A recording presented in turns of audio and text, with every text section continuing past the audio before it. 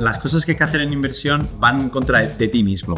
Si hubiese un debacle en el mercado, probablemente tengas que comprar. Ocurre lo contrario. Cuando suben los mercados, tanto a lo mejor hay que tener un poco de pausa. Cuando a lo mejor las cosas van bien, pues compramos más, ¿no? Porque nos puede la avaricia. El 60% del mercado en general sube. Si cogemos todos los días del mercado, tiende a un 60% de subida y un 40% de caída. Sé que estadísticamente me va a beneficiar estar en el mercado. Como estar en el casino, jugar al rojo y negro, donde yo sé que el rojo tiene un 60% de probabilidad, pues no voy a parar de jugar al rojo. Kevin Koh-Meyer, CFA, responsable de Asset Allocation and Research en Finicens, con más de una década diseñando carteras indexadas y analizando mercados globales. Hoy comparte por qué la inversión bien diversificada puede marcar la diferencia para tu patrimonio. ¿Por qué no inviertes solamente en la 7 magnífica y no en todo el S&P 500? Pues buena pregunta. ¿Puede haber cierto riesgo de sobrediversificación con una cartera singular de montaña? ¿Cómo te cubres ante ese riesgo de divisa? ¿Me sorprendería que hubiese una corrección en los próximos 6 o 18 meses?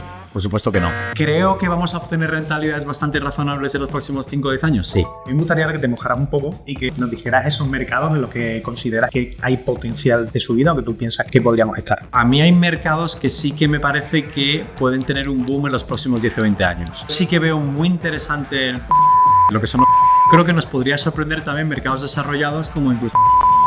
Y después, algo que quizás no esperarías que yo dijera, creo que también va a hacer mejor que la última década.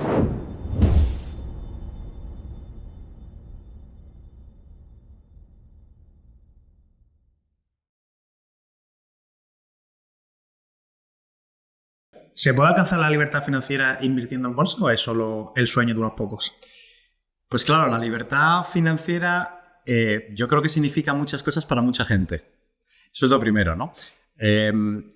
Yo en mi carrera lo que realmente, o sea, mi conclusión probablemente definitiva al respecto es que he visto patrimonios muy elevados donde tienen muchos gastos, es decir, donde el patrimonio no era a pesar de que el patrimonio era muy grande, no era suficiente porque el tren de vida era muy elevado, pero en el otro lado he visto patrimonios más pequeños donde como lo que necesitaban en el día a día era menos, pues llegaba. La libertad financiera dependerá mucho de cómo seas tú, de los gastos, de tu vida en general, ¿no? Yo creo que es algo al que debemos aspirar todos.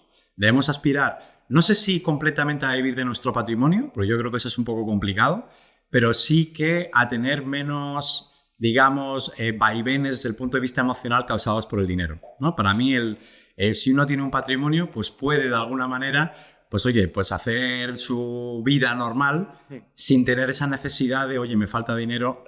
Y yo creo que ahí es donde quizás, no sé si eso se llama libertad financiera, pero para mí yo es a lo que aspiro, ¿no? Que por lo menos tener un capital o un patrimonio donde cada vez necesitemos un poco menos el dinero. ¿No? Sí, al final es lo que dice, ¿no? Cada uno define la libertad financiera de una forma diferente, ya no solo en cuanto al gasto, sino también en cuanto al tiempo. Hay mucha gente que para ellos la libertad financiera es tener el tiempo para hacer lo que le dé la gana, ¿no? Yo creo que ese es el objetivo final, por eso yo decía, el vivir del patrimonio, porque si tú ya vives de tu patrimonio, pues por lo menos ya no necesitas trabajar, ¿no? Y si necesitas trabajar, pues supongo que podrás dedicarte a lo que quieras. Lo que pasa es que mi sensación me dice que para la mayor parte de nosotros no deberíamos aspirar pues eso es un poco como que te toque la lotería y tener suficiente dinero y hacer lo que te dé la gana, ¿no?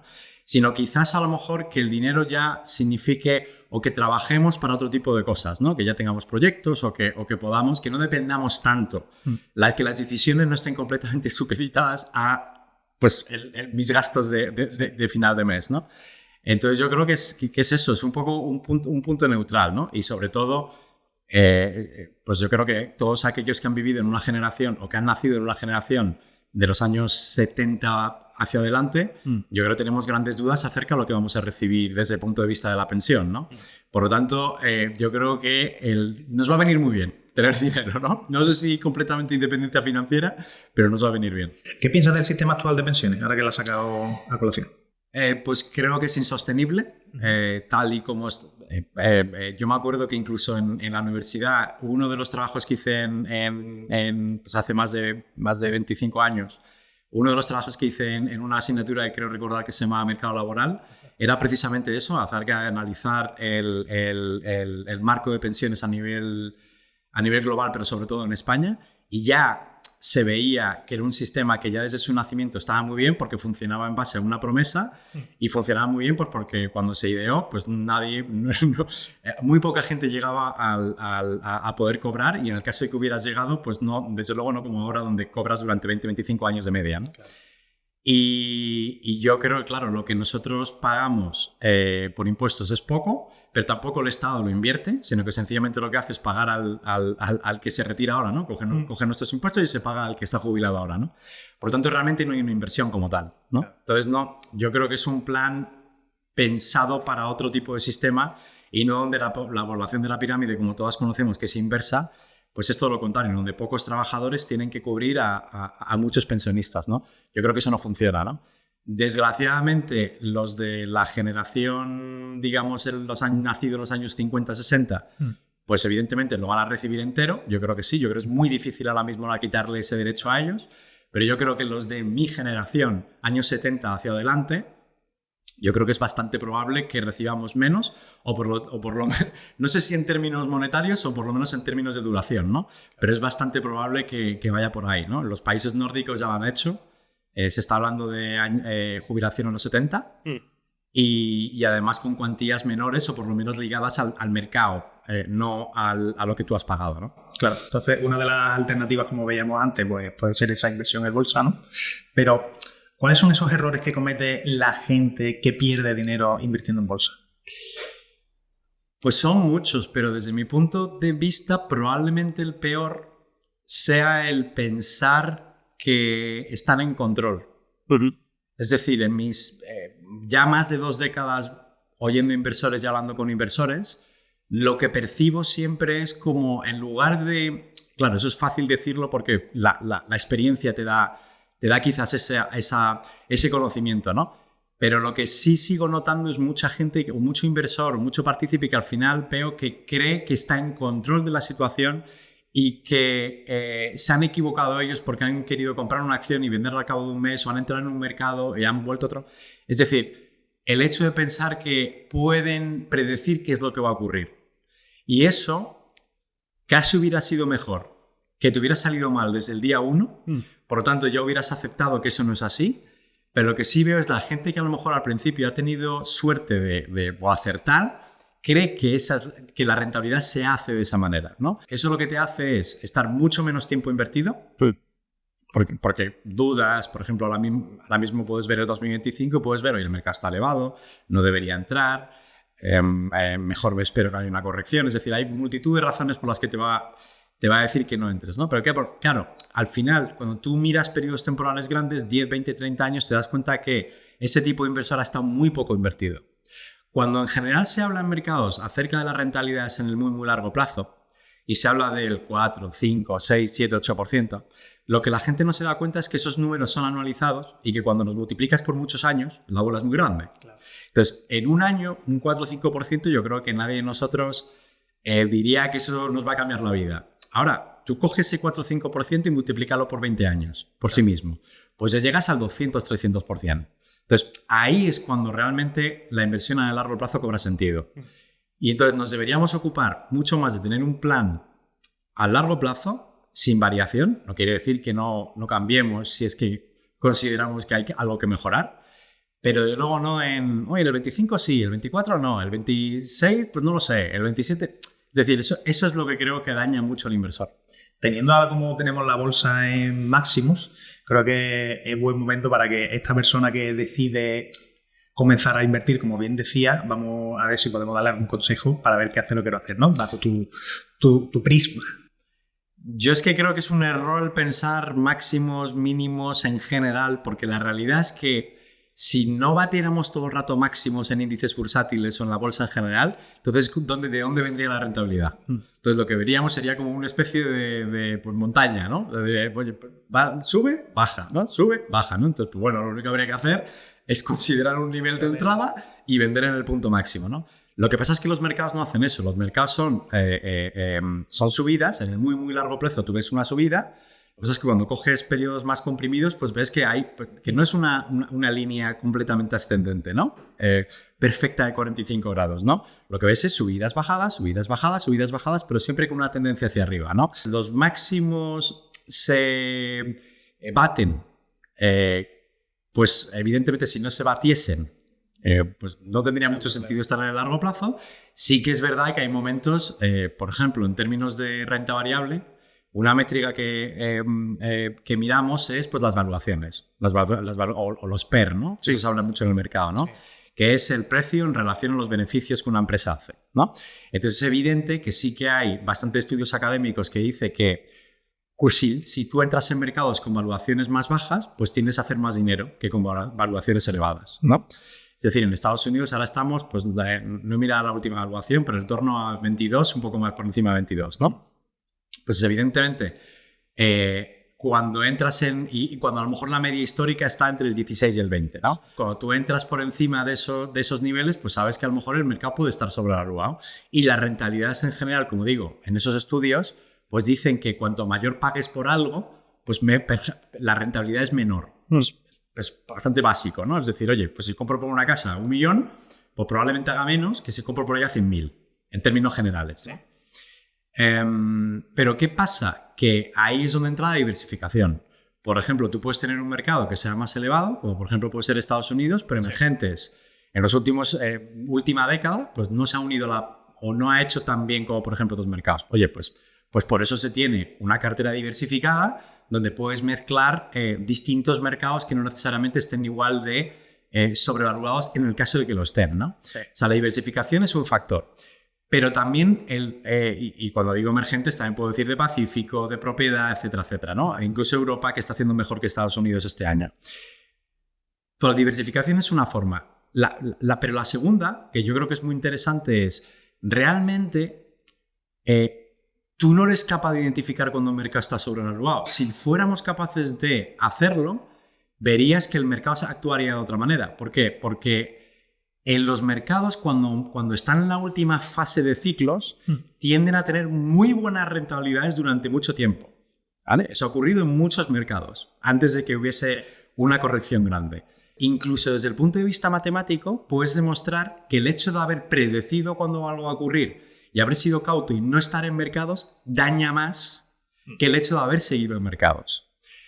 Yo aún me acuerdo de aquellos clientes que, por ejemplo, conmigo invirtieron en el 2008, y son infinites en mi vida previa, pues sí, evidentemente a nadie le gusta. Pues invirtieron en 2008, si hubiéramos sabido lo que hubiera terminado en el 2008, pues terminó siendo pues, un mercado pues, horrible, ¿no? Claro. Pues con caídas entre el 30 y 50% en toda la renta variable, que se dice pronto, ¿eh? No hemos vivido eso incluso, no digo 2 veces, pero casi 2 veces que el COVID. Sí. O sea, digo para que pongamos en contexto, ¿no? Lo que fue la crisis financiera desde el 2008 hasta marzo del 2009. Y es verdad que sufres, porque tú inviertes dinero y ves caer, ¿no? Pero al cabo de 2 años, yo diría cierre del 2019 ya estabas bastante parejo y en el 2010 ya estabas en rentabilidades positivas. Y en el 11, 12, 13 y 14 ya estabas, pues imagínate lo que es una curva, ¿no? Claro. Y al cabo de 5 o 10 años ya estabas en tu 5 o 6, bueno, depende del riesgo que hubieras asumido, ¿no? Pero en tu 5 o 6% anualizado, como si nada hubiera ocurrido. Es decir, cuando se hablan acerca de las rentabilidades anualizadas en el mercado, se hablan con caídas. Se hablan de un cliente que se ha quedado estático en el mercado y que ha sufrido pues, subidas y bajadas. No se trata de haber comprado bajo y haber vendido alto. No, eso es otra cosa. Eso no se puede hacer. De hecho, ojalá tuviéramos la varita mágica, pero eso no es predecible, ¿no? Por lo tanto, entonces yo creo que habría que pensar menos en máximos y más en formas que nos permitieran estar más tiempo invertido.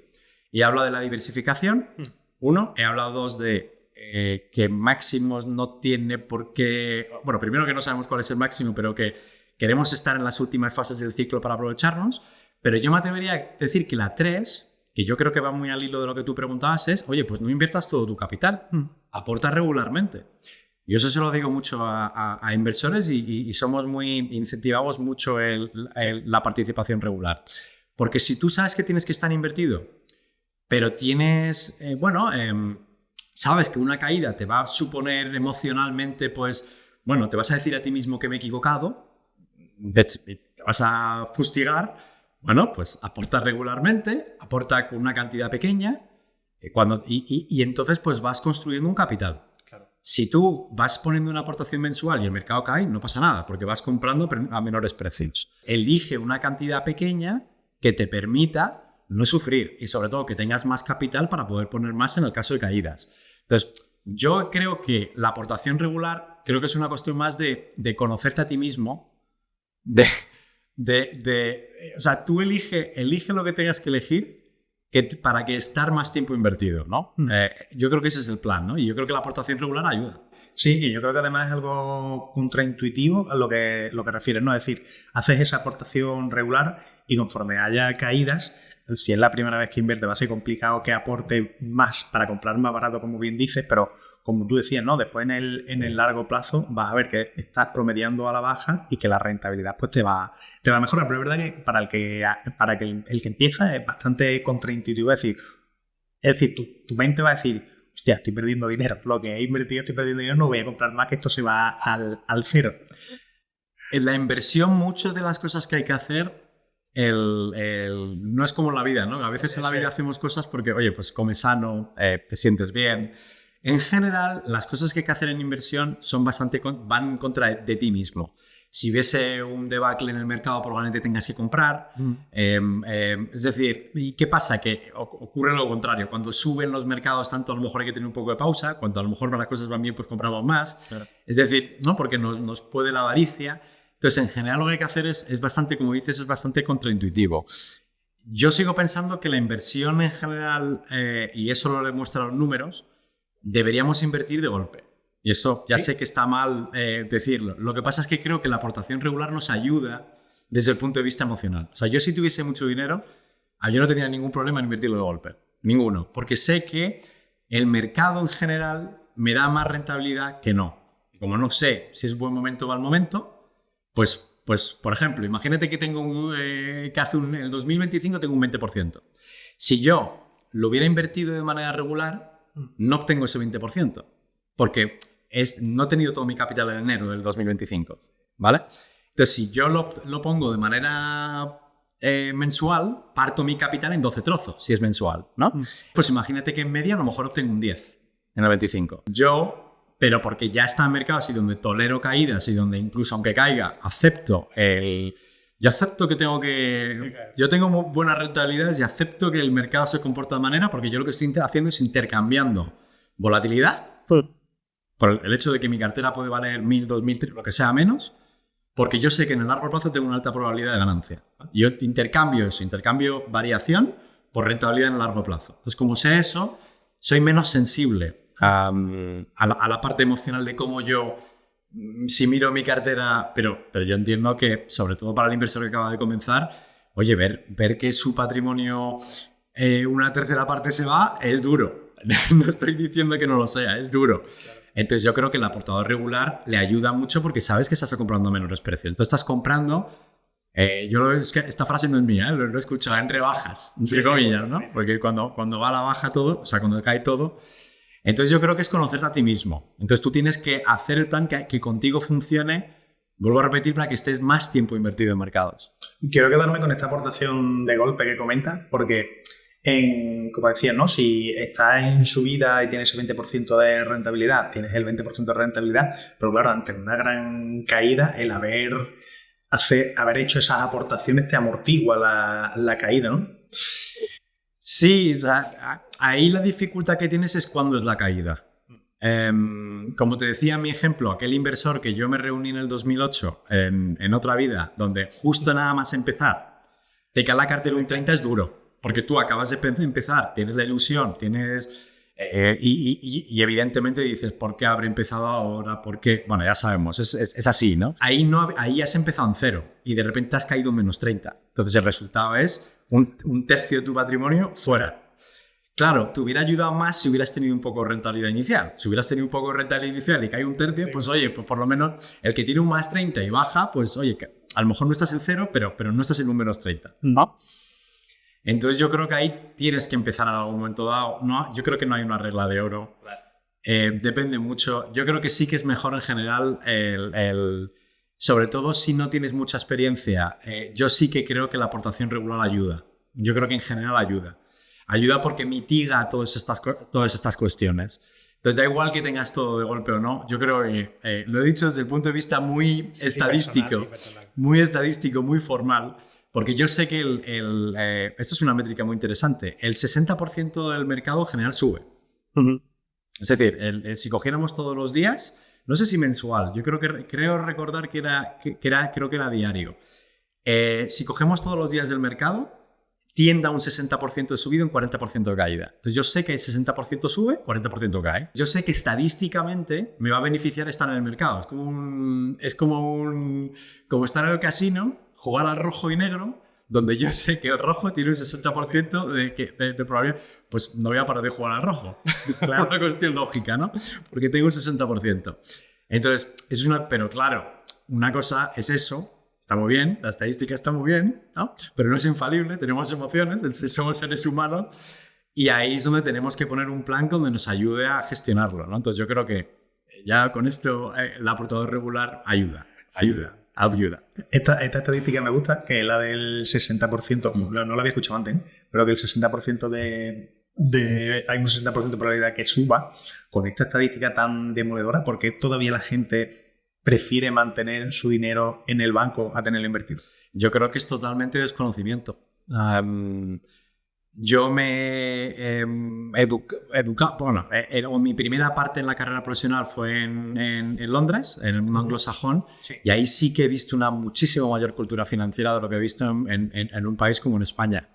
Entonces yo creo que es cultura financiera. Yo creo que no se nos habla, no se nos enseña.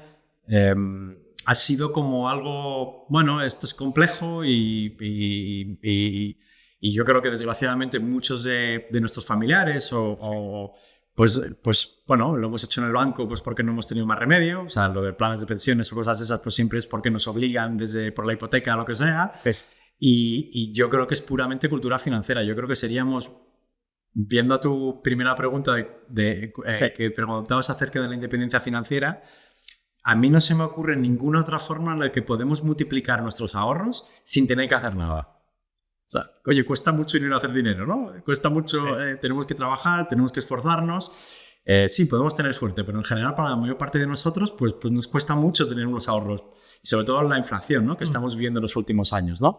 Entonces, la inversión, desde mi punto de vista, es fundamental. Es fundamental para, ya no solo ni siquiera para la independencia financiera, sino porque, vuelvo a repetir, es la única manera de garantizarnos que esos ahorros puedan crecer un poco, ya sea, aunque solo sea por términos reales, ¿no? Entonces, yo creo que hay tanto, y se ha batido récords, ¿no? Yo creo que las últimas cifras acerca del ahorro así lo demuestran, que hay muchísimo dinero en depósitos, sí.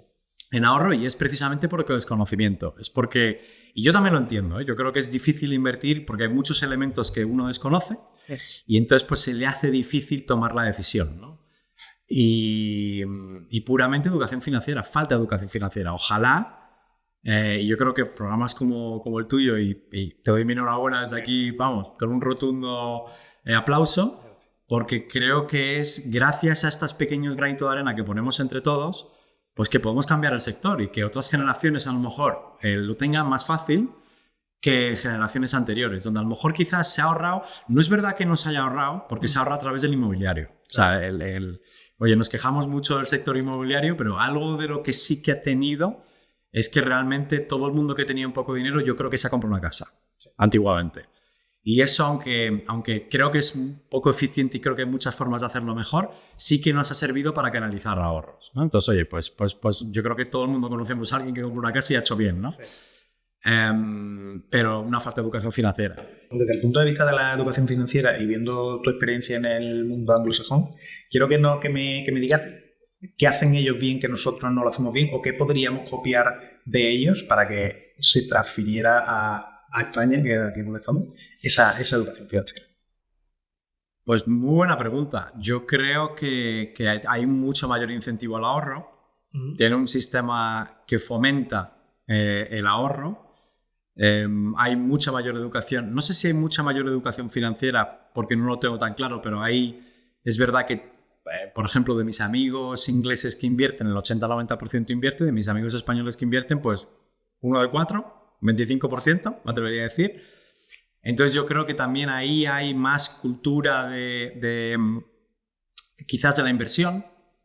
Entonces yo creo que tiene que ir todo con la educación financiera y con el hecho de querer hacer bien, ¿no? Pero yo creo que eso es algo que está en nuestras manos. Es sencillamente que quizás, yo creo que las cosas están cambiando.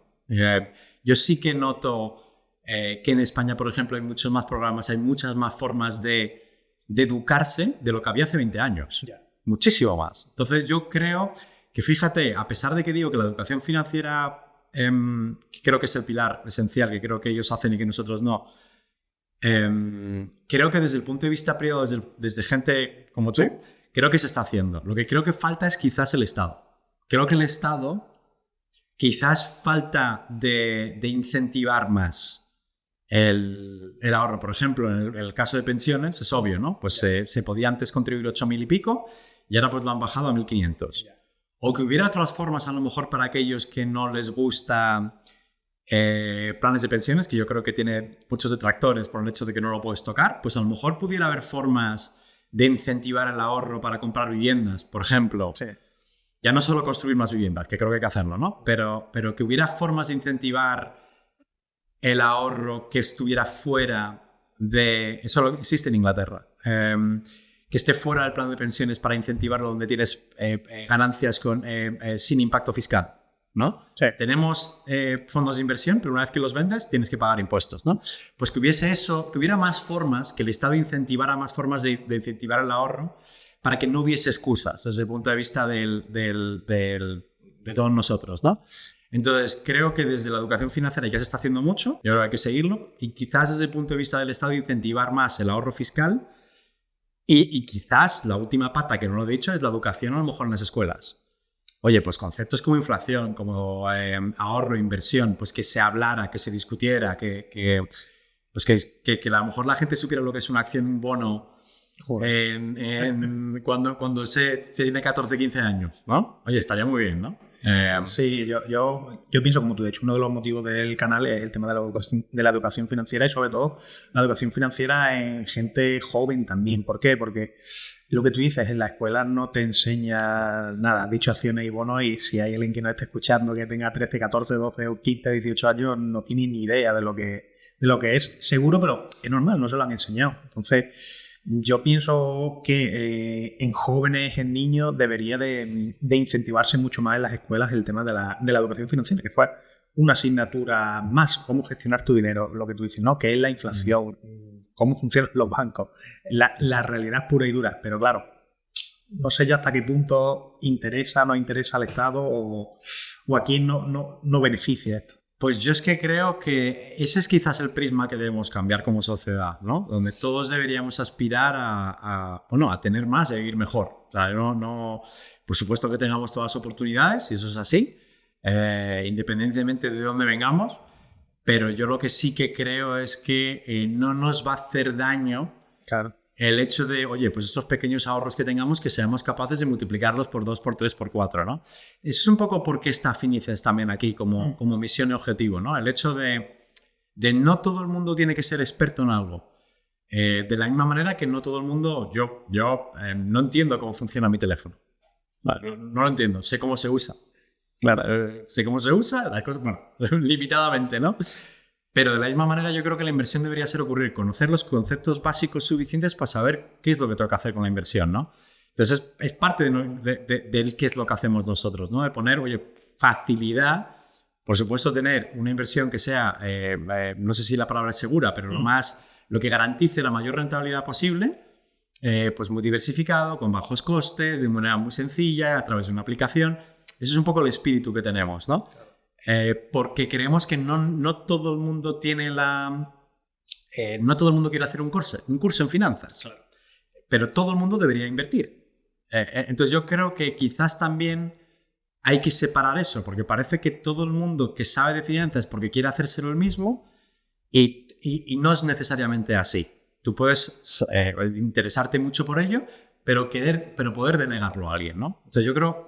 Ese es el punto interesante donde creo que empresas como nosotros venimos, ¿no? Donde, oye, me parece genial que tú quieras hacértelo tú mismo, que tú quieras tomar decisiones, pero yo creo que la mayor parte de nosotros quiere invertir dedicando nuestro tiempo a otras cosas.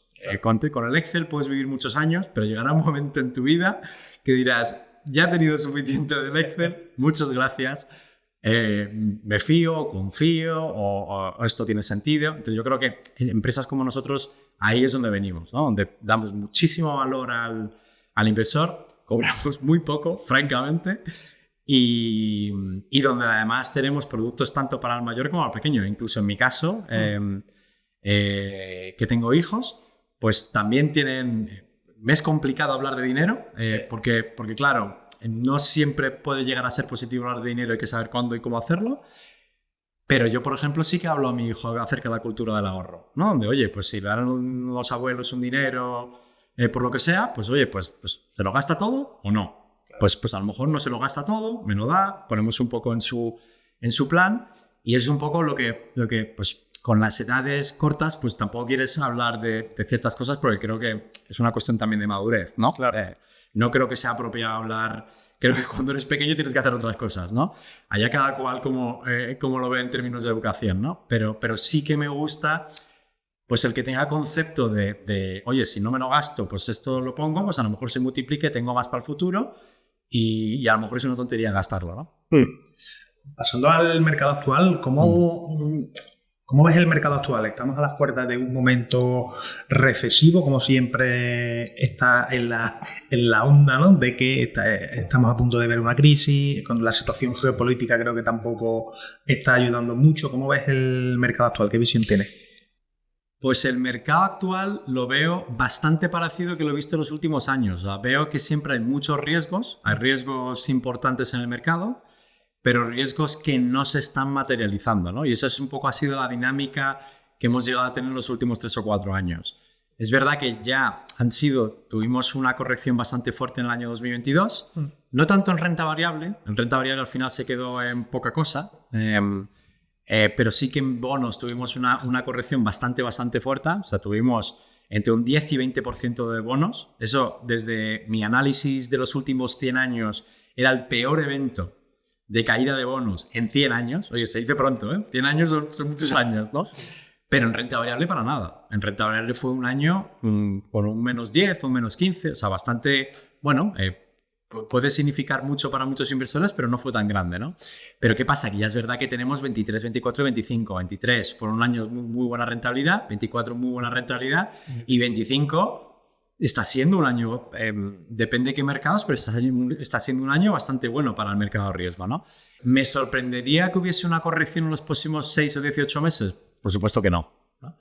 Pero para mí, yo no me enfoco tanto en los próximos 6, 12, 18 meses. Yo me enfoco en los próximos 5.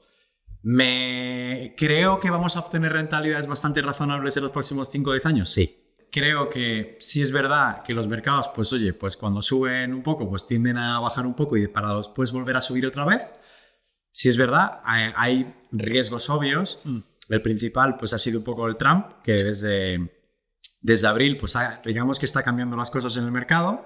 El tema arancelario, aparte de su actitud de que le puede gustar o no, yo ahí no me meto, sí. Pero sí que es verdad que potencialmente pues ha supuesto o puede suponer un cambio, por lo menos desde el punto de vista arancelario lo está teniendo, y entonces pues habrá que ver, ¿no? Ese es uno de los elementos, ¿no? Trump, ¿no? Y el segundo es pues la inteligencia artificial, ¿no? Pero sí que es verdad que hay riesgos, pues riesgos más claros, como pueden ser pues, los riesgos geopolíticos desde el punto de vista bélicos, sí, que de momento están siendo completamente ignorados desde el punto de vista del mercado. O sea, el mercado ha ignorado todas las guerras, sí, porque ya teníamos, incluso pueden funcionar como catalizador. Catalizador en el sentido de que pues, la paz en Oriente Medio, que veremos si se materializa o no, porque todo...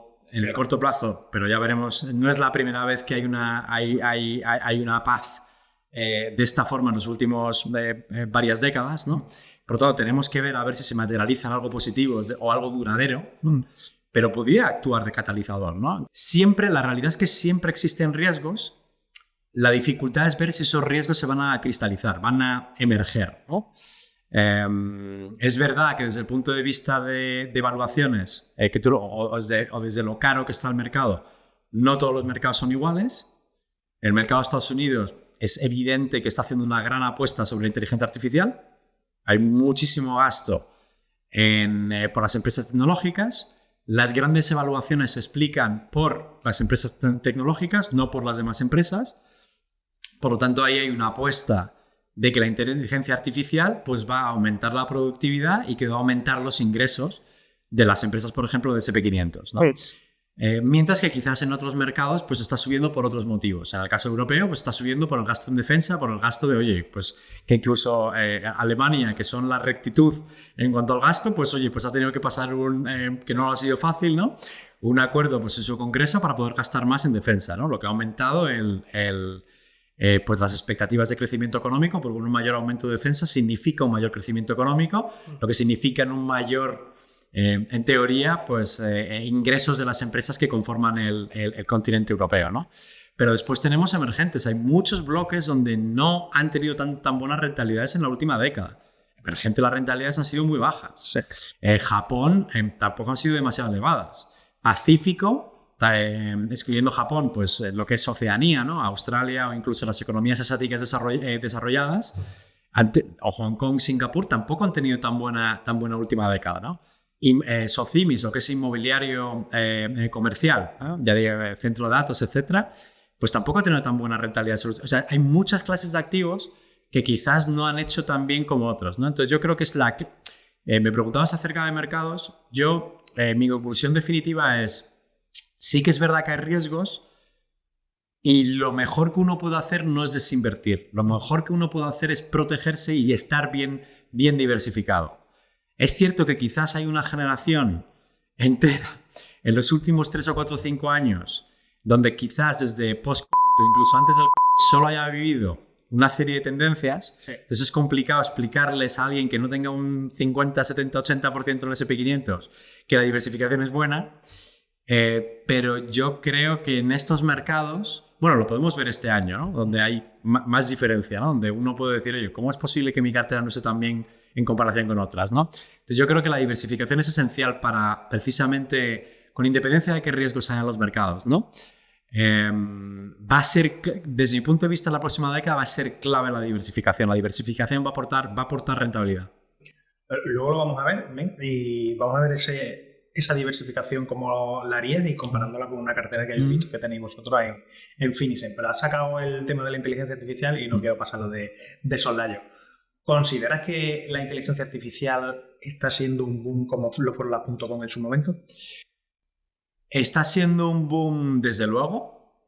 El nivel de gasto que ves de las empresas es estratosférico. Sí. Lo que pasa es que hay una gran diferencia. En el .com no existían ingresos por parte de las empresas tecnológicas. O sea, hubo un boom basado en una expectativa futura donde no había ingresos.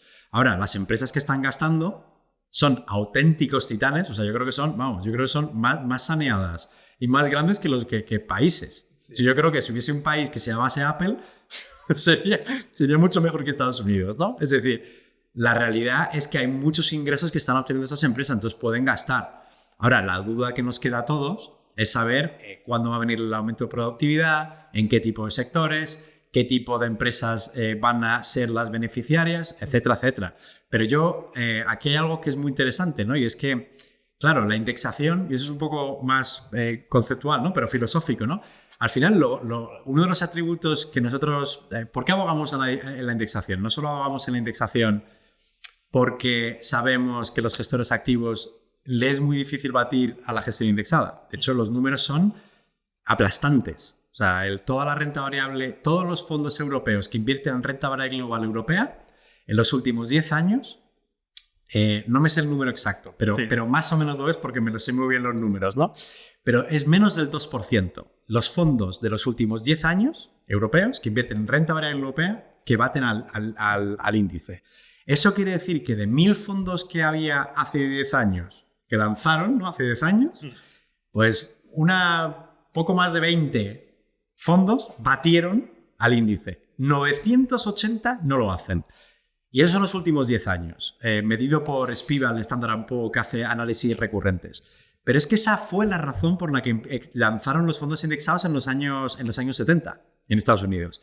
Es decir, no es un fenómeno nuevo. Se lanzaron precisamente los fondos indexados cuando ya se estudió ¿cómo es posible que todos los fondos americanos estuvieran por debajo del S&P 500? Es una tendencia que lleva así más de 50 años. Se dice pronto, ¿no? O sea, que, y vemos que no han aprendido demasiados, o que es muy difícil por parte de los gestores activos batir a los índices, ¿no? Por eso es tan interesante la parte indexada, ¿no? Porque los números ya te dicen que baten a la gestión activa.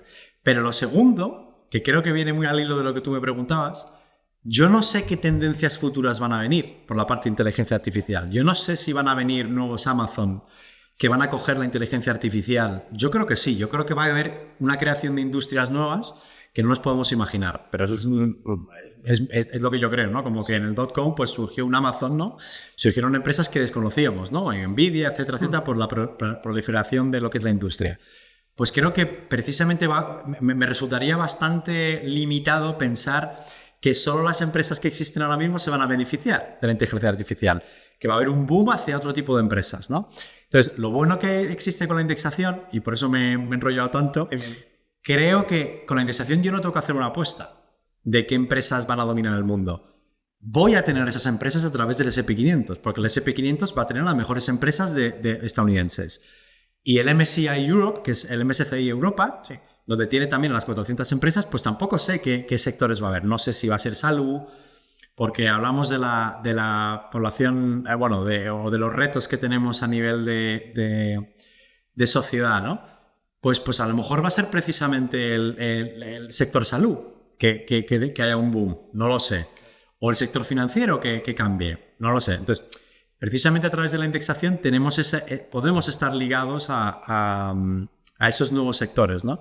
Entonces, no sé si... sí sé que hay un boom de gasto, de momento. No sé dónde nos vamos a beneficiar o cómo nos vamos a beneficiar, pero yo creo que es muy difícil ir en contra de la inteligencia artificial. Yo creo que ya estamos viendo señales de que hay algo, de que es una herramienta muy, muy, muy poderosa. Sí, yo pienso que al final lo que dicen, ¿no? La cantidad ingente de dinero que se está invirtiendo en inteligencia artificial, finalmente, evidentemente, pues aparecerán empresas. Y yo creo que en cuanto a es lo que tú dices, ¿no? Va a mejorar en cuanto a la productividad y va a mejorar. Es decir, va a ser yo creo que es una de las mayores revoluciones que vamos a vivir, pero de largo. Yo creo que es la máquina... Yo me atrevo, no sé si va a llegar a la máquina de vapor o la electricidad, pero pudiera ser esto no es Internet, o sea, pudiera tener más niveles de lo que significa el desarrollo humano. Ya veremos. Sí. Sobre todo si cogemos inteligencia artificial, ya lo metemos en robótica y ya esto ya no es algo etéreo, es algo físico. Sí. Entonces esto pudiera ser un desarrollo que cambie al ser humano como lo ha hecho... Vuelvo a repetir, la electricidad que necesitábamos para mover una máquina, que fue... y veremos, ¿no? Entonces yo creo que es correcto, que gastemos en ello. Evidentemente lo que tenemos que hacer pues, es regularlo, es controlarlo, es invertir en ello. Y ya veremos, pero yo creo que ahora mismo vislumbrar dónde va a estar el beneficio desde mi punto de vista es prácticamente imposible. No.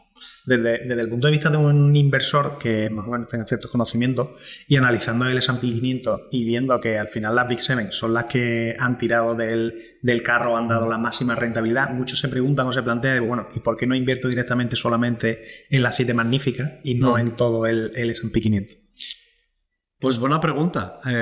Yo creo que ahí la dificultad es que uno tiene esos datos y sabe lo que ha ocurrido, pero no sabe lo que va a ocurrir hacia el futuro. Es decir, mirar tú, en general, coger lo que ha ocurrido hace un año y proyectarlo hacia el futuro es bastante peligroso. Pensar, las valuaciones son más elevadas. Es bastante, ya veremos a ver si las 7 magníficas o las empresas tecnológicas, es decir, todas las empresas tecnológicas tienen fases, como todo en la vida. Tienes una fase de expansión donde creces a dobles dígitos y donde después llegas a una madurez y bajas el ritmo. Pensar que las empresas tecnológicas van a seguir creciendo indefinidamente a un 10 o un 20%, yo creo que eso es imposible. Aquellos que han elegido las 7 magníficas han estado los últimos 10 años, les aplaudo por haber sido tan osados e inteligentes, pero yo creo que ahora mismo como inversor, pensar que solo las empresas tecnológicas lo van a hacer bien, vuelvo a repetir, yo creo que es muy peligroso. Yo creo que es todo lo contrario. Uno tiene que estar diversificado, saber que no sabe de dónde va a venir el crecimiento, ser bastante cuidadoso a la hora de invertir. Y sí, puede tener una apuesta. Si quieres tener esa apuesta, tenlo con una parte de tu patrimonio. Es decir, si tú tienes una visión muy clara de lo que va a ocurrir en el mundo, yo me atrevería a decirte, vale, no tenla con una parte de tu patrimonio, pero ten otra parte de tu patrimonio donde sea un poco más global, diversificada y sensata. Y después ten otra parte donde tú expreses tu view, tu manera de pensar, ¿no? Que me parece muy bien, ¿eh? Yo creo que hay gente que tiene muy claro, pues si sabes que eso va a ocurrir y tú lo sabes, me parece muy bien. Pero yo creo que tenerlo todo a una carta, una apuesta a todo... Desde mi punto de vista, yo creo que uno tiene que ser más inversor y menos... O sea, la inversión no es apostar. La inversión es poner un plan, desde mi punto de vista, invertir es poner un plan en el que yo no dependa tanto de la suerte. Donde yo tengo una gran probabilidad, no sé el número final, yo desconozco lo que sé, pero yo sé que tengo una gran probabilidad de ganar dinero en el largo plazo. Desde luego al corto no, pero a 10, 15, 20, 25, 30 años sé que voy a multiplicar mi dinero, no sé cuánto, ¿vale? No sé si voy a obtener un 4, un 5, un 6, un 7, pero sé que tengo una alta probabilidad de obtenerlo. Mi apuesta, o sea, ¿qué probabilidad asigno yo a eso? Ya sé que todos no somos, no, el mundo no funciona de manera estadística, pero oye, una apuesta específica a algo pues conlleva un riesgo, ¿no? Entonces, por tanto, pues hazlo con una parte de tu patrimonio que no te moleste perder. Y si tienes suerte y aciertas, pues multiplicarás tu dinero muy bien y estarás encantado, ¿no? Pero yo creo que intenta separarlo, ¿no? Yo creo que harías bien separándolo. A mí me gustaría que te mojaras un poco y que nos dijeras esos mercados en los que consideras que hay potencial de subida o que tú piensas que podríamos estar. Claro, la verdad es que nosotros ofrecemos muy poco, o sea, o estamos muy poco tiempo pensando en cuáles van a ser en aquellos mercados que lo van a hacer muy bien en los próximos 6, 12, 18 meses. Que es lo que quizás, además en la prensa, en CNBC, en Bloomberg, porque todo el mundo quiere saber qué es lo que va a ocurrir siguiente, ¿no? Sí. Yo sí que creo que a mí hay mercados que sí que me parece que pueden tener un boom en los próximos 10 o 20 años. No, yo no me atrevería a decir si el próximo año. Sí. Pero yo sí que veo muy interesante el REITs inmobiliario global. Lo que son los OCIMI. Creo que han tenido una muy mala década, precisamente concentrada porque todo ha sido negativo para la propiedad. Primero empezó en el 2008 con una crisis bastante fea, ¿no? el subprime en Estados Unidos.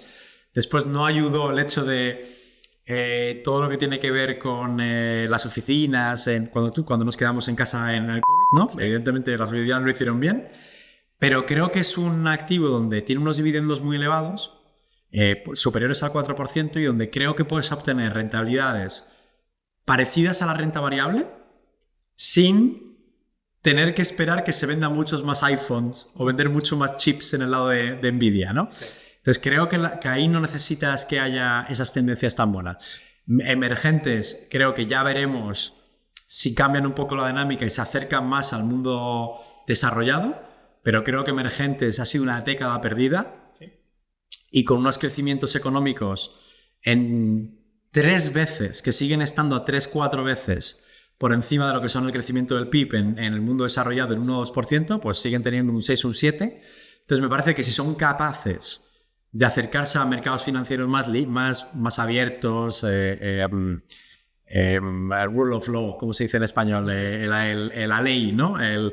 Si mejoran desde ese punto de vista, pues pudiéramos tener una rentabilidad muchísimo más elevada desde el punto de vista conceptual, en mucho mayor crecimiento. Más claro, después de haber tenido una década perdida, pues cuesta verlo, ¿no? Y yo creo que yo creo que nos podría sorprender también mercados desarrollados como incluso Japón y Europa, ¿no? Que ya hemos visto una pequeña tendencia, pero yo me atrevo a decir que el REITs inmobiliario global y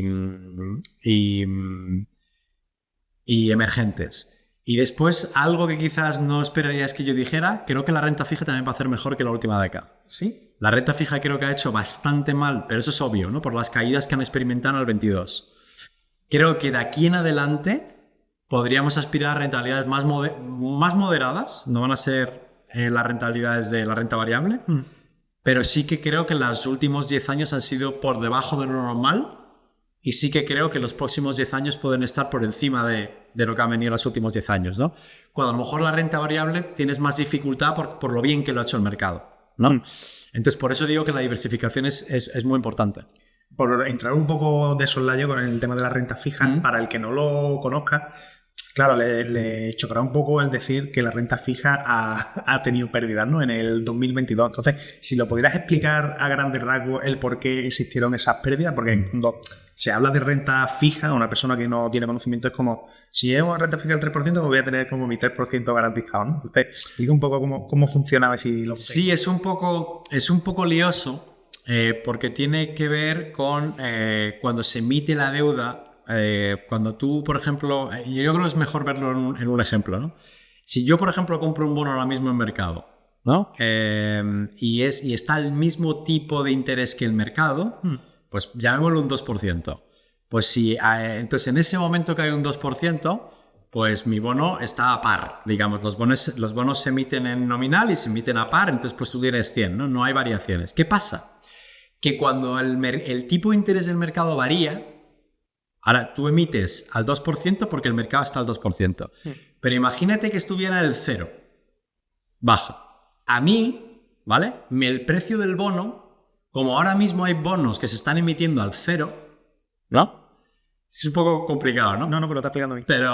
Pero si ahora mismo el mercado, el tipo de interés fuera 0, mi bono, que está pagando un 2, que se emitió el año pasado y que ahora está pagando un 2, vale más que el que se está emitiendo con 0. El precio del bono nominal, que era 100, ya no es 100. Pues a lo mejor vale 103, o 104, o 105. Es decir, el precio del bono vale más. ¿Por qué? Porque se está comparando con bonos en el mercado actual donde están pagando 0.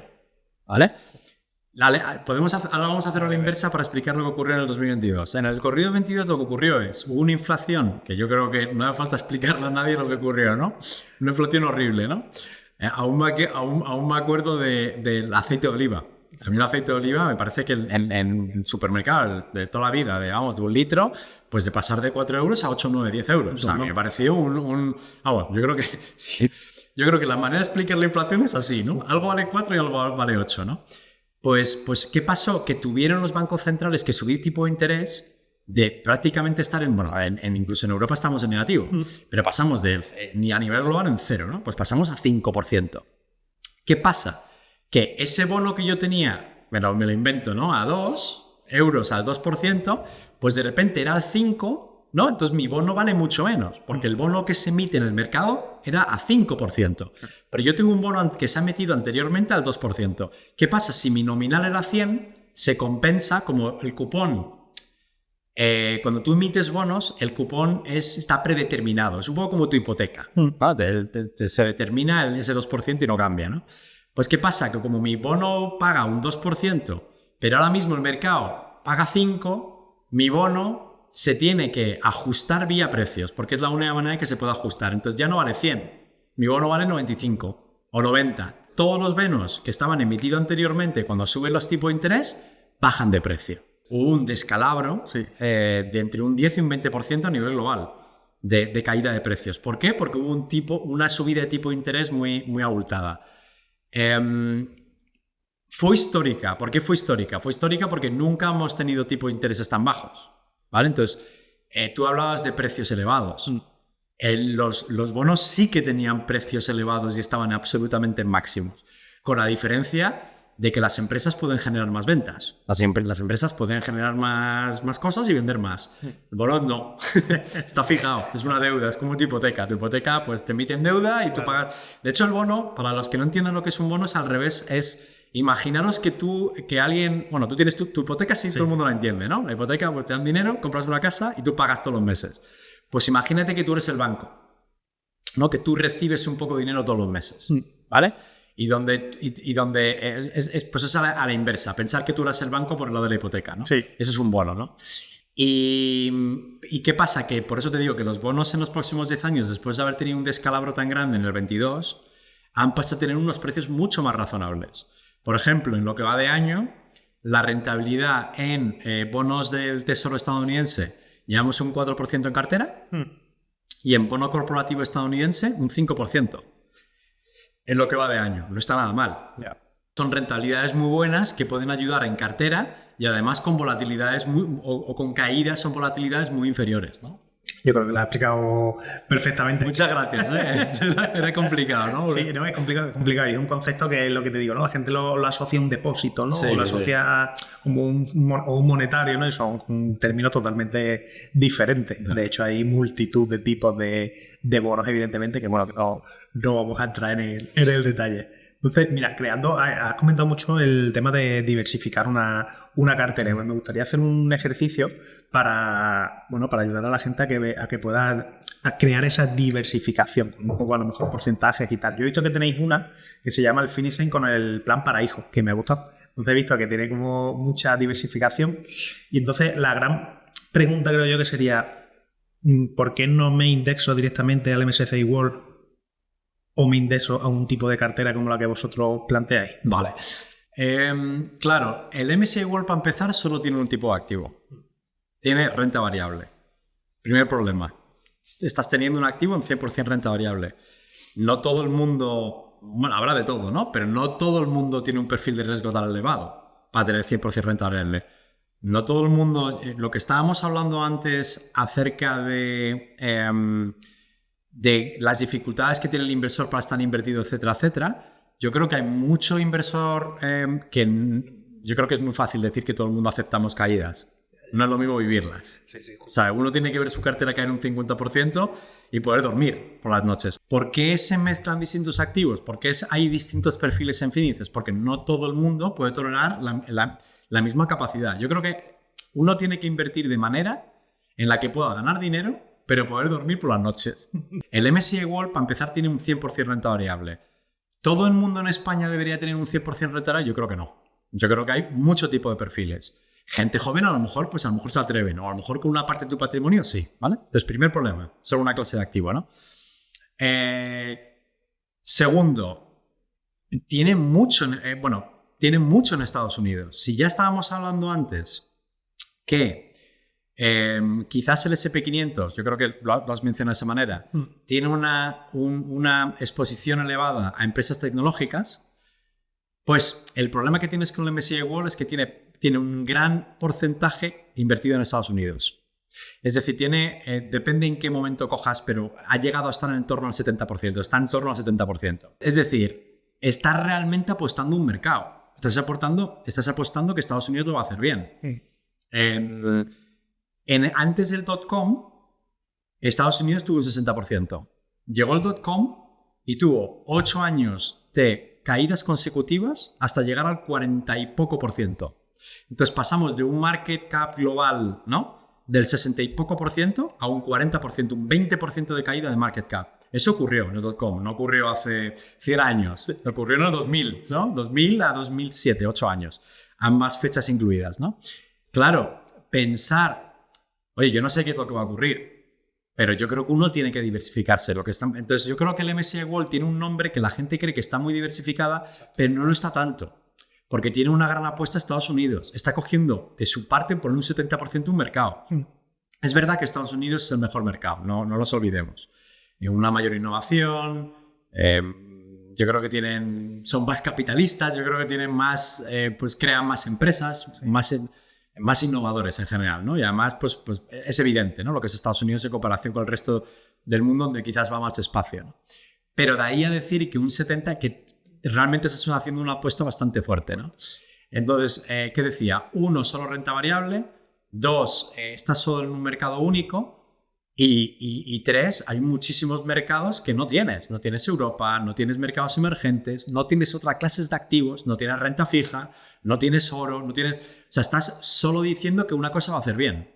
Yo creo que es lo que estaba hablando antes de invertir frente a apostar. Yo creo que hay formas mucho más lógicas de afrontar la inversión y no tener que depender tanto de un mercado. O sea, realmente depende de un único mercado, que es Estados Unidos. A mí me gustaría que nos dieras algunas nociones de cómo diversificar una cartera, aunque evidentemente dentro de Finicen, dependiendo del perfil de riesgo, hay distintas carteras y tú, pues a la que más se asemeja tu perfil de riesgo ya está ya está constituida, pero me gustaría desde tu punto de vista, ¿cómo crearías una cartera para un inversor medio con una tolerancia al riesgo medio? Es decir, que no quiera ni 100% renta variable ni que sea ultra conservador con renta fija. Si estás viendo o escuchando esta entrevista y eres autónomo o tienes una empresa, hay una verdad irrefutable. Tarde o temprano vas a tener un problema legal. Un cliente que no te paga, un proveedor que no cumple, un contrato que no es realizado o incluso problemas con nuestra querida Hacienda. Tienes dos opciones. Primera opción, prevenir, contratando a un abogado que evite que estos problemas ocurran. Segunda opción, reaccionar, buscando a un abogado cuando ya todo es un incendio.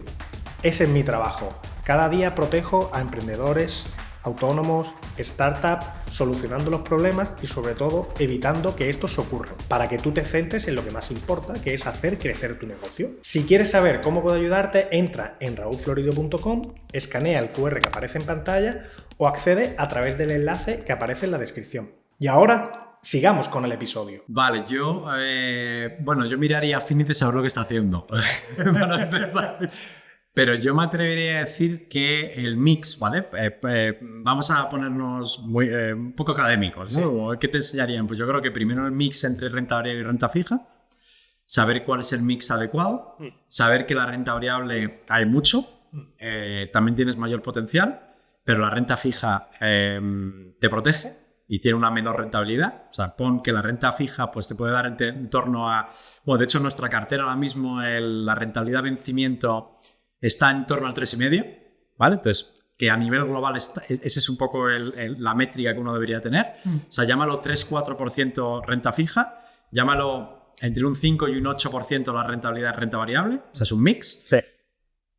Entonces, cuánto poner en uno y cuánto poner en otro depende de las caídas que tú aceptes, ¿vale? Desde el punto de vista conceptual, ¿no? Entonces, ¿qué harías si el mercado cae un 50%? Si la respuesta es, estaría tranquilo, yo quiero un 7-8%, tengo tiempo. Me da igual.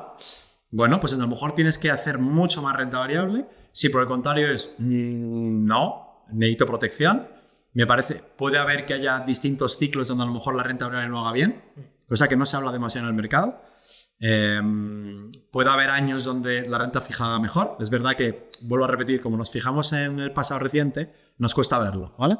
Pero cuando uno analiza 100 años de historia y se fija en muchos periodos temporales, sorprendería que hay periodos donde la renta variable ha tenido dificultades. Esperemos que no, pero nunca se sabe, ¿no?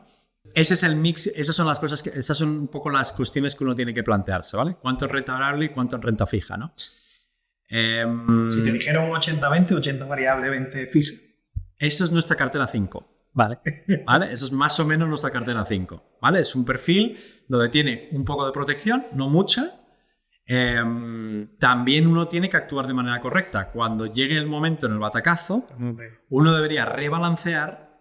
De hecho, por eso nosotros estamos aquí y el mercado no solo para hacer la cartera, sino para poner mecanismos automáticos donde son difíciles que el inversor lo haga, ¿no? Pero, por ejemplo, en ese momento, el 20% crece y el 80% disminuye, ¿no? O sea, el 80%, ¿por qué? Porque es así, ¿no? La renta variable cae mucho más que la renta fija, ¿no? Y entonces ahí de lo que se trata es de mover la renta fija también a la parte de renta variable, para poder nivelar otra vez la cartera, para que en la recuperación posterior pues tengas un plus de rentabilidad, ¿no? Ya digo, 80-20, vale. Seguimos. 20 que poner. Claro. Vamos a empezar con lo fácil, renta fija. Pues nosotros, por ejemplo, la manera en que nosotros lo afrontamos es muchas tipologías de renta fija, porque no todas son iguales. Tú mencionabas que, y aunque no nos vamos a meter, porque esto sería un programa único, ¿no? Yo creo. Por ejemplo, nosotros ponemos bonos gubernamentales, tanto ponemos bonos corporativos, ponemos bonos a corto plazo, bonos ligados a la inflación y deuda emergente. Ponemos distintas tipologías de activos que se pueden comportar de manera distinta. Unos bonos ligados a la inflación, ¿qué hacen? Es que si hay inflación, pues como va a sufrir, ¿te acuerdas que decíamos que iba a sufrir por el aumento de tipo de interés? Sí. Que es lo que ocurrió en el 2022, donde hubo pérdidas, pues a lo mejor esos bonos se comportan de manera distinta a los otros tipos de bonos. Después, bonos gubernamentales en relación a corporativos. Pues no es lo mismo. No es lo mismo un Estado que te paga una prima que tener bonos de una empresa. ¿Vale? De hecho, hay más rentabilidad en los bonos de empresa que en los bonos gubernamentales, ¿vale? Pero se comportan de manera distinta, ¿vale? Y después, corto plazo, pues no es lo mismo los bonos a corto plazo, que ahora mismo están pagando muy bien y además con unas rentabilidades del 4 o 5%, con muy bajo riesgo. De hecho, los bonos a corto plazo se comportan mejor ante momentos de crisis, de shocks, que los de largo plazo. Entonces, de esta manera, pues somos más conservadores por lo de la renta fija. Aquí lo que hacemos es poner 8 tipologías de bonos para que actúen de manera muy diversificada en ese 20%. Yo he dicho algunos, por nombrar algunos. Pero ahí, una vez que decides que es un 20%, es qué poner dentro. También si quieres cubrir o no cubrir. Hay muchas cosas. Si indexado o no indexado. Nosotros, evidentemente, compramos indexado, ¿no? Porque esto no lo sabe mucha gente o quizás en el mercado se cuestiona más, pero incluso también en los últimos 10 años, las mismas métricas de Standard & Poor's, PIBA, el informe que hace el proveedor del S&P 500, donde mira las rentabilidades de indexados frente a gestores activos en los últimos 10 años, ha hecho lo mismo para renta fija. Y en renta fija también sale que el 70-80% de los gestores activos no baten al índice. Bueno, un poquito, lo hacen mejor que la renta variable, no es un 2, pero sigue estando por el lado de mayor probabilidad de éxito por el lado de inversión indexada, ¿no? Por lo tanto, ya digo, en nuestro caso, evidentemente, mi recomendación sería que lo hicieras indexado, ¿no? Y además con mucha diversificación. Y por supuesto mezclamos global y no global. O sea, tenemos una diversificación completamente internacional para no tener que depender de un sector o de una economía concreta. Eso es del 20%. Y con el otro 80%, ahí lo dividiría en renta variable y después también en otros activos alternativos. En nuestro caso, pues optamos por activos alternativos que son líquidos, como es oro y mobiliario internacional, ¿no? ¿Para qué? Pues para buscar activos que estén menos correlacionados que los mercados tradicionales. En un año como el 2025 no se nota, porque es raro, porque tú tienes al oro haciendo, no sé si recuerdo que está en más 50% lo que va de año, en dólares, ¿no? Una barbaridad, ¿vale? Cuando realmente el mercado rentable está haciendo bien. Estamos en Europa está más de un 10, ¿no? Estados Unidos está más de un 10. O sea, tienes activos de riesgo y activos de no riesgo haciendo bien a la vez, ¿no? Pero eso no es lo clásico. Lo clásico es ver caídas y de que haya gente que compre oro porque tiene dudas acerca del sistema financiero, ¿no? O sea, oro es miedo, ¿no? Cuanto más miedo haya, más puja hay en oro, ¿no? Por lo tanto, lo que estás buscando es poner distintas cosas para que en el momento de caídas, pues no todo caiga de la misma magnitud.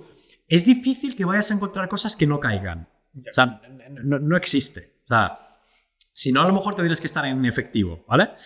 No se busca eso, pero se busca cosas que tengan distinta fuente de ingresos, o sea, distinta fuente de rentabilidades y que se comporten de manera distinta. Tú tienes oro donde el típico clásico donde renta variable cae y oro se mantiene, o bonos se mantienen. Entonces buscamos que haya ese tipo de cosas para poder pues generar rentabilidad con un riesgo menor, ¿no?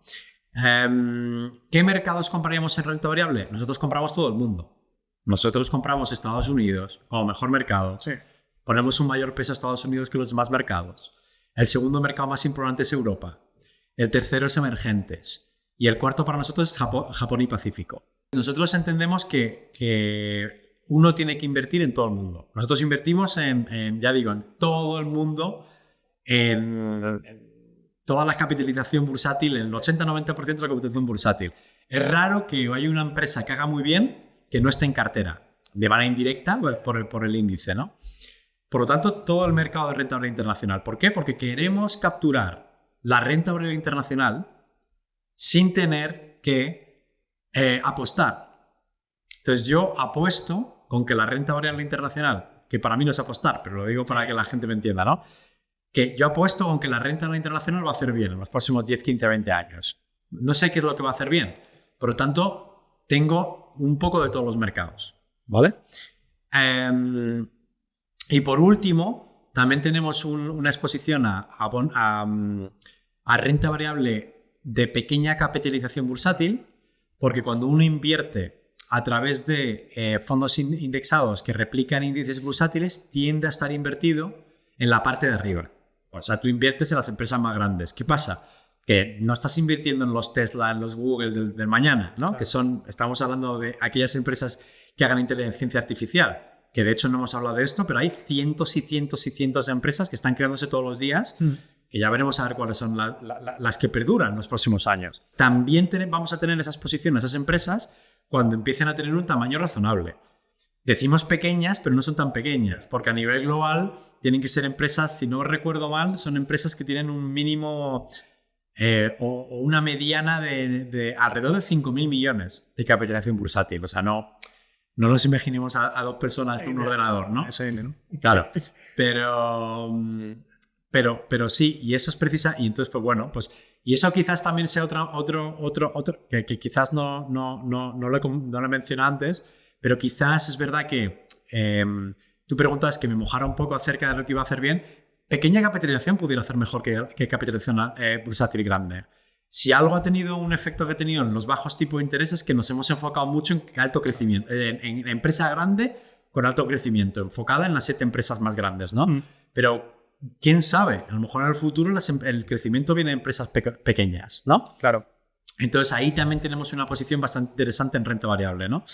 Renta variable global, donde también se tiene un dominio por parte de Estados Unidos, donde hay una mayor innovación y tenderás a tener muchas más empresas estadounidenses, pero también de otros lugares, de Japón, de Europa. Es decir, está bastante bien repartido, ¿no? Si ves todas las cosas que he mencionado, fíjate todas las cosas que no están en el MSCI World. Sí. O sea, en el MSCI World no tienes... sí tienes tienes renta variable, pero no tienes emergentes. Por ejemplo, el mercado que falta es el mundo desarrollado, pero falta emergentes. Falta pequeña capitalización bursátil. Y después, eso desde el punto de vista de la renta variable, falta renta fija y falta oro y falta propiedad o cualquier otro activo que tú decidas poner, ¿no? Que sea alternativos, ¿no? Entonces, yo creo que es una cartera muy a medias. Sí, ¿puede haber cierto riesgo de sobrediversificación con una cartera así como la que montáis? Es curioso, sí puede haberlo si decidieras a tener cosas que no aporten cartera. Para mí, claro, la sobrediversificación puede existir si uno empieza a tener diversificación que es falsa. Es decir, tú empiezas a poner cosas que al final esas cosas son iguales entre sí. Es decir, no es una diversificación de verdad, sino que tú estás añadiendo cosas. Pero decir que hay una sobrediversificación desde mi punto de vista es imposible. O sea, si la diversificación está bien hecha. Lo que pasa es que tú no sabes qué es lo que va a ocurrir. Claro, tú puedes decidir que hay una sobrediversificación en cartera porque resulta que Estados Unidos hace muy bien y el resto no. Tú como inversor decides, o analizas los resultados y dices, pues vaya, pues mejor no haber diversificado porque Estados Unidos ha hecho muy bien y el resto no. El problema es que tú no sabes lo que va a hacer bien. La diversificación te protege ante la incertidumbre de lo que no sabes que va a ocurrir. Y vuelvo a repetir, tú no sabes qué va a ocurrir en las próximas décadas. Fíjate el pequeño... Oye, nadie discutía el excepcionalismo, se llama en Estados Unidos, ¿no? De hecho, nadie discute que Estados Unidos tiene que tener un premium con relación al mercado, a todos los demás mercados, porque es el mejor. O sea, nadie va a discutir los mercados. Ahora bien, fijaros lo que ha ocurrido con la divisa este año en el 25. Ha ocurrido, entonces, aunque es verdad que el S&P 500 ha remontado después de abril, ¿no? Y ha dejado las caídas que ocurrieron en abril, sí que ha habido... Ya el mercado te está diciendo, cuidado que las cosas están cambiando, que yo no sé qué es lo que va a ocurrir, pero ya las cosas que estaban, ¿cómo decir? Las verdades que uno tiene, ¿no? Que son inmutables, ¿no? Como la gravedad, pues... En economía cambia muy rápido. Yo creo que la diversificación siempre aporta. Yo tendría mucho cuidado en extrapolar lo que ha ocurrido en los últimos 5 o 10 años con tecnología y con tipo de intereses bajos, que evidentemente ha incentivado empresas de crecimiento y el value se ha olvidado durante prácticamente pues toda una década, más de una década. Y yo tendría mucho cuidado con que esta es la nueva norma y va a seguir así para siempre. Entonces, la diversificación, yo creo que la buena diversificación o la diversificación real es positiva, seguro. Te voy a hacer una pregunta que la suelo hacer mucho y es respecto a la divisa. Es decir, cuando tú realizas la inversión en dólares, recientemente salía una gráfica de lo que había hecho el el SP500, el que hubiera invertido en dólares, el que hubiera invertido en euros, y evidentemente lo que es la subida del SP te la pierdes por la caída del dólar. ¿Cómo proteges la cartera o cómo te cubres ante ese riesgo de divisa? Vale, pues nosotros diferenciamos, y ahí ya me pongo un poco la gorra de Finicens, ¿vale? Pero para que veas un poco cómo afrontamos este reto, ¿no? En el lado de la renta fija, toda la renta fija internacional está cubierta. Lo cubrimos siempre. Si no, no invertiríamos en renta fija internacional. ¿Por qué?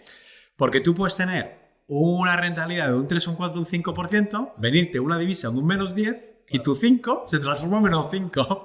Entonces es como que te quedas un poco Entonces, la rentabilidad es tan baja, ¿vale? Que la puedes desvirtuar. Y dos, como es un instrumento que se emite donde se te paga en una divisa, tienes que tener mucho cuidado con que realmente en el largo plazo, o sea, al final, como la divisa, como al final los bonos se emiten en una moneda, pues se emiten en esa moneda. No hay una cobertura, no hay nada natural, ¿no? Entonces tú, si tú obtienes en un 3% en Estados Unidos y tienes un mal ciclo y estás 5 años, pues puedes obtener un 0 o un negativo. Imagínate a alguien compra un bono a 5 años en Estados Unidos y tienes todos los años un menos 2, un menos 3. Pues menuda renta fija. La renta fija ya no solo que un año te lo cambie, sino que puedes tener un ciclo que has tenido un menos 3 todos los años. Por lo tanto, no tiene lógica. Entonces, ya digo, desde el punto de vista de renta fija, lo cubrimos siempre. Esas rentabilidades que yo estaba diciéndote antes, del 4% por el lado de Estados Unidos, del bono al tesoro, y de 5% por el lado corporativo, es porque está cubierto. Si tú no hubieras estado cubierto, hubieras tenido rentabilidades negativas, claro, y grandes además, ¿vale?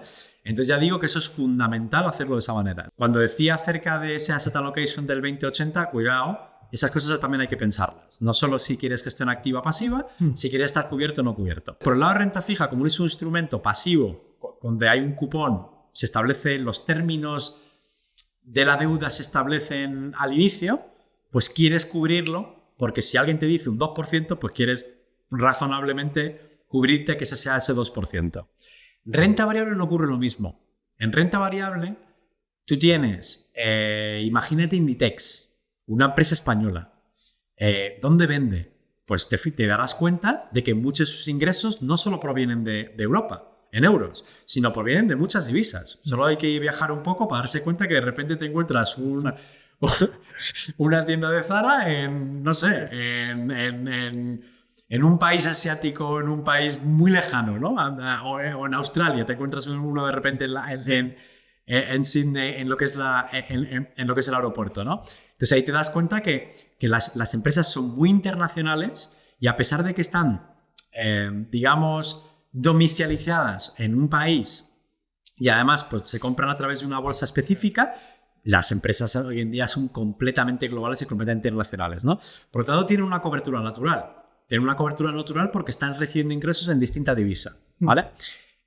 Otro aspecto también tiene que ver en que, cuidado, hay sectores o incluso economías enteras donde ocurre lo contrario cuando la divisa cae. Ejemplo, Japón. Japón es, sobre todo los índices bursátiles, son muy exportadores. Son empresas, pues, me imaginas a Toyota, ¿no? Sí. Empresas Mitsubishi, etcétera, etcétera, ¿no? Son empresas pues, muy exportadoras donde venden mucho fuera de Japón, venden muchísimo más fuera de Japón que en Japón.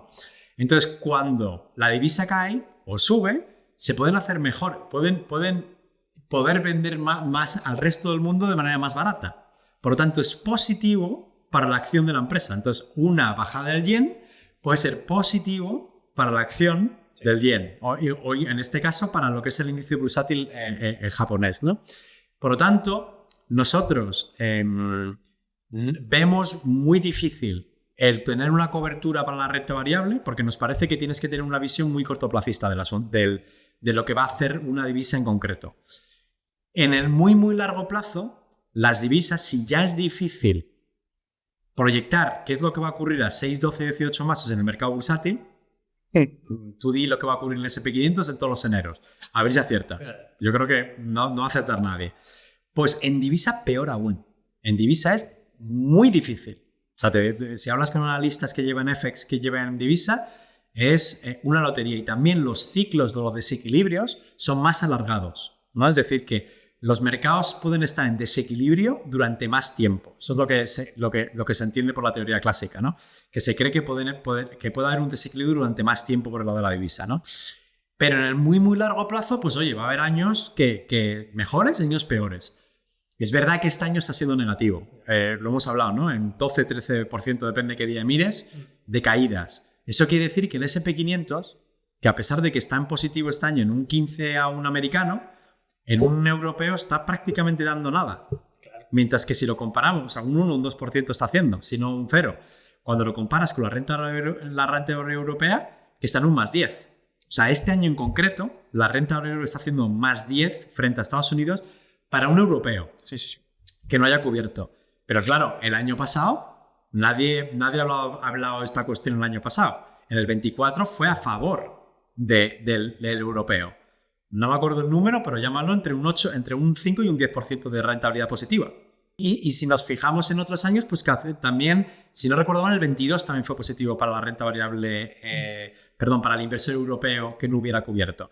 Entonces, pues va cambiando. Hay años positivos, años negativos. Yo tendría mucho cuidado con, quizás, si ya tenemos dificultad para encima tener que decidir qué mercados son buenos y malos, si ya encima tenemos que tomar una visión acerca de qué va a ocurrir con la divisa y empezamos a cubrir o no cubrir, estamos tomando una apuesta. O sea, al cubrir ahora el S&P 500 al euro, significa que estamos haciendo una apuesta con que el euro, o el dólar va a seguir depreciándose con relación al euro. Pero si ocurriese el reverso, pues vamos a tener cero de renta. O sea, si tenemos un 10% en el S&P 500 y ocurre al reverso otro menos 10, o sea, pues podemos perderlo todo. Claro. Entonces, estamos modificando el cubrir. Conceptualmente a veces no significa lo que es cubrir. Ya. O sea, entonces, bueno, ya digo, nosotros lo afrontamos de esa manera. Creemos que tener esa diversificación y no cubriendo lo que nos dicen los mercados en el muy, muy largo plazo tiene sentido. También a mí pensar que ya veremos a ver qué ocurre, ¿no? Nosotros ponemos, cuando realmente ponemos algo con cubrir, no lo vemos como una función de corto plazo. Si decidiéramos, que esto lo estamos analizando, si decidiéramos cubrir la renta variable o cualquier clase de activo, lo haríamos por una visión estructural, por una visión de medio largo plazo.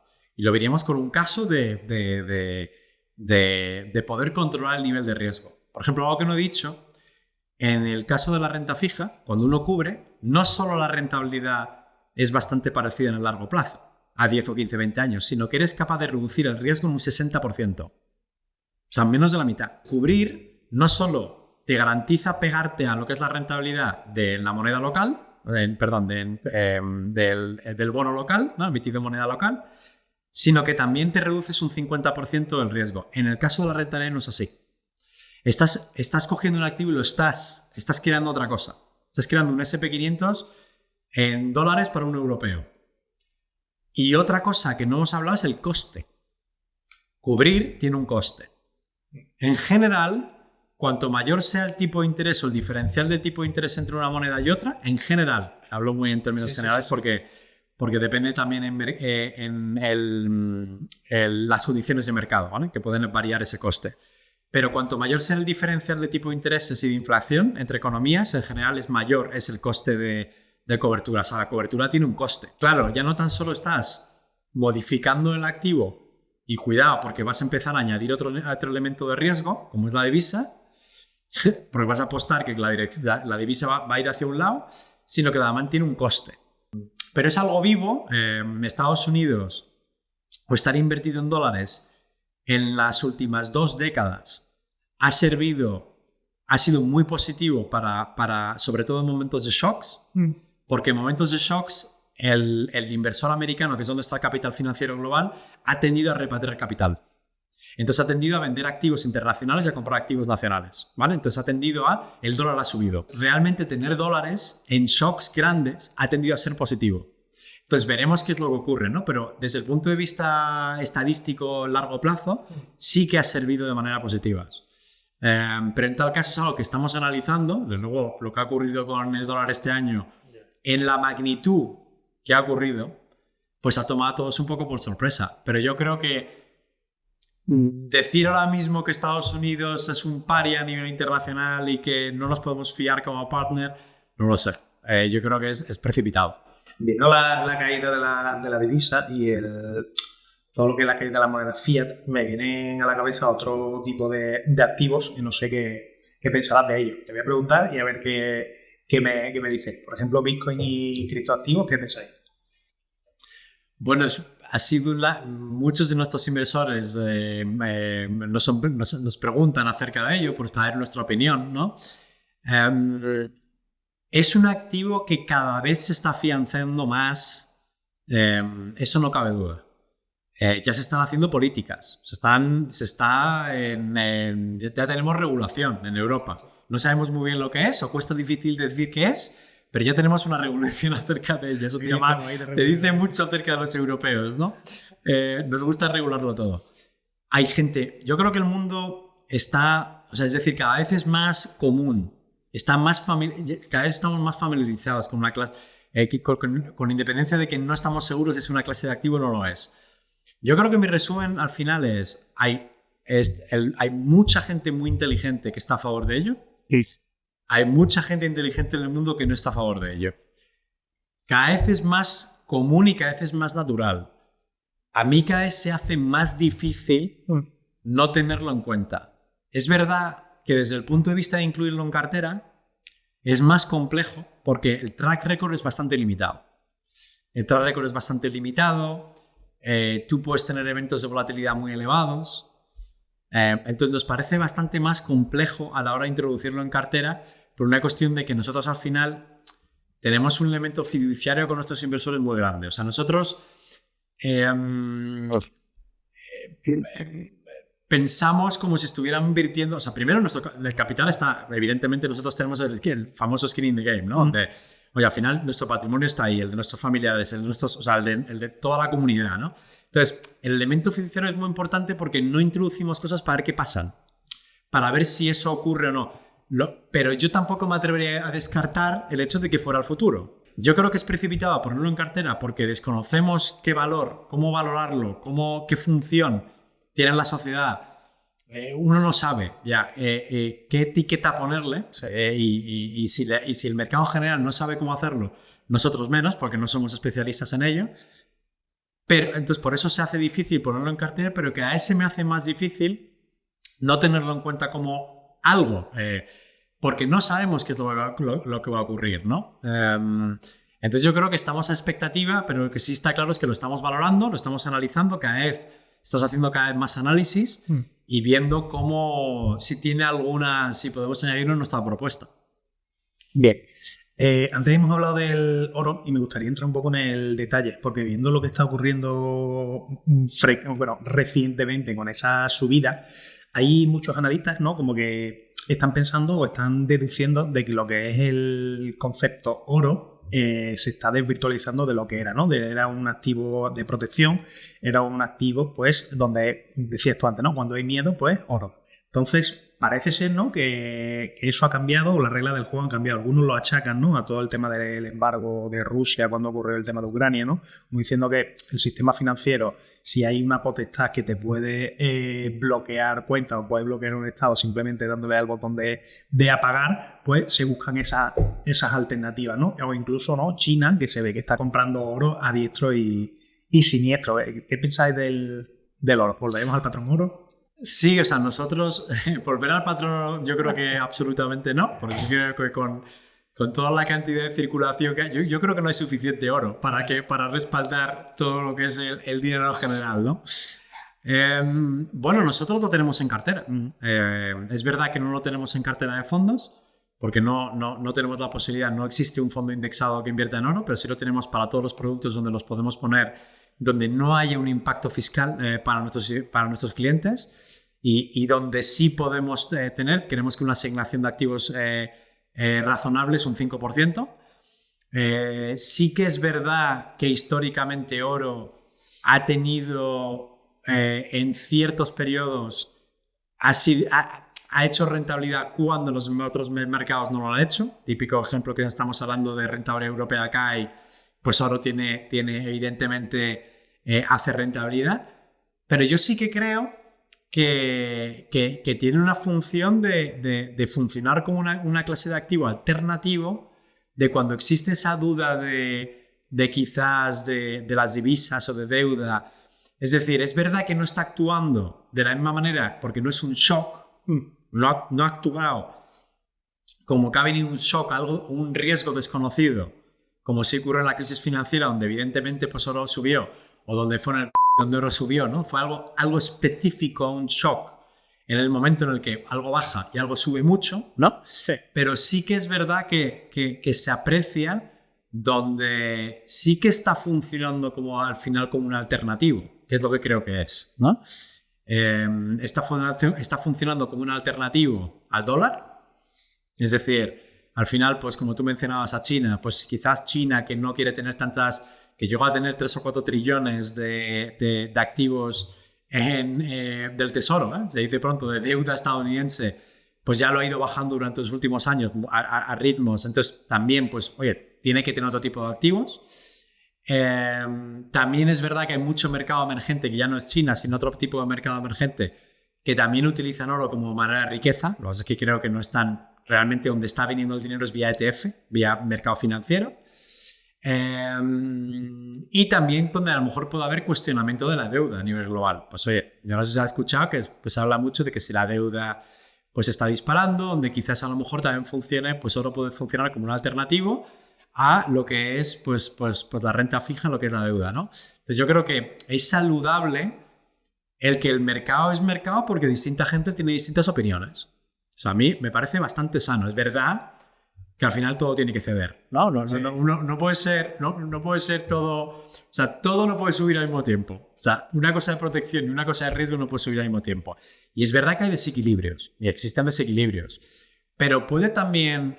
la subida de oro puede estar diciendo lo que dices, que hay una serie de riesgos y una parte del mercado que refleje miedos o que refleje una incertidumbre y después otra que se han expresado en la renta variable, donde claramente sabemos que está haciendo muy bien porque están dobles dígitos en sobre todo Europa y lo que es Estados Unidos, ¿no? En moneda local, ¿no? Entonces yo creo que es perfectamente o pueden convivir perfectamente ambos, ¿no? Ya veremos, es verdad que choca un poco porque ver un activo que está un más 50% en lo que va de año, que no genera nada, ¿no? Que es puramente porque hay mucha compra, sí que es verdad que a lo mejor pudiera ser que está un poco sobrevalorado, ¿no? Pero ya veremos. Si viniesen caídas en el futuro, pues a lo mejor no, a lo mejor se sigue comprando, ¿no? Entonces yo sigo pensando que oro tiene... hay una gran diferencia entre oro y Bitcoin. Sí que creo que oro tiene una cabida en cartera, porque tenemos muchos más datos, aparte de que oro tiene... tiene una larga historia. Como tú decías, los propios bancos centrales utilizaban oro, ¿no? En cuanto a lo que es el respaldo, lo que es la masa monetaria, ¿no? Y además, oro se utiliza, tiene un valor, con independientemente del valor que tú le des desde el punto de vista financiero, tiene un valor, tiene un uso. O sea, compramos, cuando nos casamos, pues tenemos anillos de oro, que no de otras cosas. Etcétera, etcétera, ¿no? Entonces tiene un uso y sobre todo en muchos mercados emergentes oro tiene un valor muchísimo mayor del que nos pensamos. Hay economías enteras donde una gran parte de la riqueza está en oro, ¿no? Y eso a lo mejor quizás en el mundo desarrollado ha cambiado, pero en muchos mercados emergentes siguen teniendo esa mentalidad, ¿no? Por lo tanto, yo creo que oro tiene un claro papel de protección y de diversificación en cartera. En cuanto a la rentabilidad, sí que creo que la rentabilidad del 50% no creo que se pueda explicar de manera racional. Hemos estado hablando largo y tendido de la gestión indexada, ¿no? Pero cada vez que viene alguien y nos explica sobre ello, nos cuenta y demás, nunca le vemos un inconveniente. Alguno tiene que tener. Inconveniente a los... Sí que tiene. Sí que tienen, lo que pasa es que no son los que uno cree, ¿no? Quizás el que más tenga es que siempre ves cosas que hace mejor que tú. Es decir, si te vas a la tabla de los mejores, nunca vas a estar en el mejor. Vale. Porque siempre va a haber cosas que están mejor. La valía de la indexación es que en el largo plazo vas a tender a estar al mejor. pero nunca el periódico siempre está enfocado en el mejor en el 25, mejor en el 24, mejor. No, yo creo que no vas a batir ninguno de los años individuales. Siempre va a haber algo que va a hacer mejor. Siempre. Pero lo curioso es que como vas quedando segundo, tercero o cuarto todo el rato, te llevas el premio al final del ciclo. Eso 1. 2 es más aburrido. Claro, es más sexy, más divertido estar pensando que es lo último. Comprar, vender, decirle a tu amigo que acabas de comprar una empresa tecnológica. Cuando si empiezas en el S&P 500, ¿qué le vas a decir? Uy, el S&P 500 ha hecho esto. Es decir, los fondos indexados y las carteras indexadas son lo que son, ¿no? Entonces quizás sean, más aburridas. ¿Por qué? Porque están pensadas para el largo plazo, ¿no? Yo diría que esas 2. No sé si puede haber otras. No, yo creo que esas 2. Vale, te las compro. Vamos a ir terminando y me gustaría que dieras un consejo, ¿no? Para esta persona que está viéndonos, que ha llegado hasta aquí y que se va a decidir a invertir, a comenzar a invertir, pues por todo esto que hablamos, ¿no? De en el futuro de las pensiones no sabemos qué va a ocurrir, de que la inflación pues al final se está comiendo nuestro dinero y en la cuenta del banco pues va a ir descendiendo. Entonces, un consejo que quieras darle a esta persona. Invierte. Invierte ya. Invierte poco a poco. Si no lo has hecho hasta ahora, empieza poco a poco. Aprende. O sea, ten curiosidad.